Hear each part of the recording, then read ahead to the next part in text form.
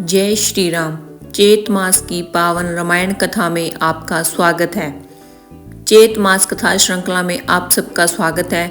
इस समय पवित्र चैत मास चल रहा है और इस मास में भगवान श्री रामचंद्र जी का आविर्भाव दिवस यानी रामनवमी का विशेष पर्व भी आता है। उसी उपलक्ष्य में इस समय हम चैत मास कथा श्रृंखला में महर्षि वाल्मीकि द्वारा रचित रामायण कथा सुन रहे हैं। तो चलिए हमारी आज की इस कथा यात्रा को आगे बढ़ाते हैं और सुनते हैं आज की चैत मास कथा। आइए आज की कथा आरंभ करते हैं। नारद मुनि ने कहा, दंडकारण्य में निवास करते हुए श्री रामचंद्र जी ने अपनी इच्छा अनुसार रूप बदलने वाली जनस्थान निवासिनी शूर्पणखा नाम की राक्षसी को कुरूप कर दिया। तब शूर्पणखा के कहने से चढ़ाई करने वाले सभी राक्षसों को और खर, दूषण, त्रिशिरा तथा उनके साथियों को राम ने युद्ध में मार डाला। उस वन में निवास करते हुए उन्होंने जनस्थानवासी 14,000 राक्षसों का वध किया। तत्पश्चात अपने परिवार का वध सुनकर रावण नाम का राक्षस क्रोध से व्याकुल हो उठा। उसने मारीच राक्षस से सहायता मांगी।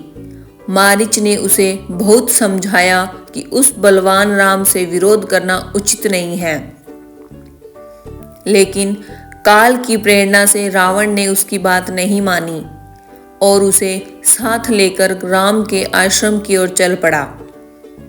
मायावी मारीच के द्वारा उसने दोनों राजकुमारों को आश्रम से दूर हटा दिया और स्वयं श्री रामचंद्र जी की पत्नी देवी सीता का अपहरण कर लिया। जाते समय मार्ग में बिघन डालने के कारण उसने जटायु नामक गिद्ध का वध कर दिया। जटायु को आहत देखकर और उसी के मुख से सीता का हरण सुनकर रामचंद्र जी शोक से व्याकुल होकर विलाप करने लगे। उनकी सभी इंद्रियां व्याकुल हो गई। उसी शोक में उन्होंने जटायु का अग्नि संस्कार किया और वन में सीता को ढूंढते हुए कबंध नामक राक्षस को देखा, जो शरीर से विकृत और भयंकर था। महाबाहु राम ने उसे मारकर उसका भी दाह संस्कार किया और वह स्वर्ग को चला गया।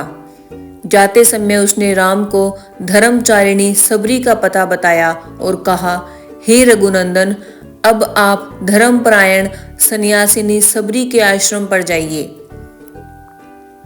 महान तेजस्वी दशरथ कुमार राम सबरी के आश्रम पर पहुंचे। सबरी ने उनका भली भांति पूजन किया। फिर वे पंपा सरोवर के तट पर हनुमान नामक वानर से मिले। उन्हीं के माध्यम से उनकी भेंट सुग्रीव से हुई। महाबलवान राम ने सीता के हरण का पूरा वृत्तांत सुग्रीव को सुनाया। वानर राज सुग्रीव ने उनकी बातें सुनकर अग्नि को साक्षी मानकर उनसे मित्रता कर ली। फिर सुग्रीव ने बाली के साथ अपने वीर की कथा राम को सुनाई। राम ने बाली को मारने की प्रतिज्ञा की। सुग्रीव को राम के बल पर थोड़ा संदेह था, इसलिए उन्होंने दुदुम्बी दैत्य के विशाल शरीर को दिखाया। तब श्री राम ने मुस्कुराते हुए उस अस्थि पुंज को और अपने पैर के अंगूठे से 10 योजन दूर फेंक दिया और एक ही बाण से 7 ताल वृक्षों को भेद दिया। यह देखकर सुग्रीव को राम की शक्ति पर विश्वास हो गया। फिर वे किसी खंदा पहुंचे। सुग्रीव की गर्जना सुनकर बाली बाहर आया और दोनों में युद्ध हुआ। उसी समय राम ने एक ही बाण से बाली का वध कर दिया और सुग्रीव को किसी कंदा का राजा बना दिया।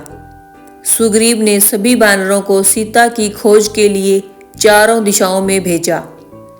तब संपाति नामक गिद्ध के कहने से बलवान हनुमान जी 100 योजन विस्तृत समुद्र को लांघकर लंका पहुंचे। वहां उन्होंने अशोक वाटिका में सीता जी को देखा और उन्हें श्री राम का संदेश सुनाकर सांत्वना दी। इसके बाद उन्होंने वाटिका को उजाड़ दिया, अनेक राक्षसों का वध किया और अंत में स्वेच्छा से बंधन स्वीकार किया। फिर उन्होंने अपनी पूंछ में आग लगने पर संपूर्ण लंका को जला दिया और वापस आकर श्री राम को सीता का समाचार सुनाया। इसके बाद श्री राम सुग्रीव के साथ समुद्र तट पर पहुंचे। समुद्र के कहने पर नल के द्वारा समुद्र पर पुल बनाया गया और उसी पुल से सेना लंका पहुंची। वहां श्री राम ने रावण का वध किया और विभीषण को लंका का राजा बनाया। सीता जी से मिलकर राम अत्यंत प्रसन्न हुए। अग्नि परीक्षा के बाद उन्होंने सीता को निष्कलंक स्वीकार किया। देवताओं और ऋषियों ने भी श्री राम की स्तुति की। फिर सभी वानरों को जीवन दान देकर श्री राम पुष्पक विमान से अयोध्या लौटे। नंदीग्राम में जटा त्याग कर उन्होंने भाइयों और सीता के साथ अपना राज्य पुनः प्राप्त किया। राम राज्य में सभी लोग सुखी, संतुष्ट और रोग मुक्त थे। कोई भय, दुख या दुर्भिक्ष नहीं था। लोग सतयुग के समान आनंद से जीवन बिताते थे। श्री राम ने अनेक यज्ञ किए और धर्म की स्थापना की। 11,000 वर्षों तक राज्य करने के बाद वे अपने परम धाम को पधारे। जो मनुष्य इस पवित्र रामचरित को पढ़ता या सुनता है वह सभी पापों से मुक्त हो जाता है और अंत में स्वर्गलोक को प्राप्त करता है। इस प्रकार श्रीमद् वाल्मीकि कृत आर्ष रामायण के बालकांड का यह प्रथम सर्ग पूर्ण होता है। इसी के साथ आज की चैतमास कथा यहीं पर पूर्ण होती है। अगर आपको ये पवित्र रामायण कथा पसंद आई हो तो वीडियो को लाइक जरूर करें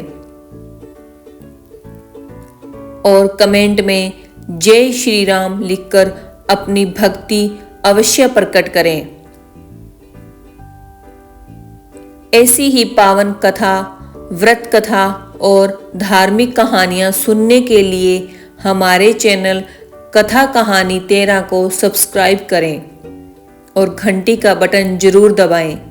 हम फिर मिलेंगे चैतमास कथा श्रृंखला की अगली कड़ी के साथ। तब तक के लिए जय श्री राम।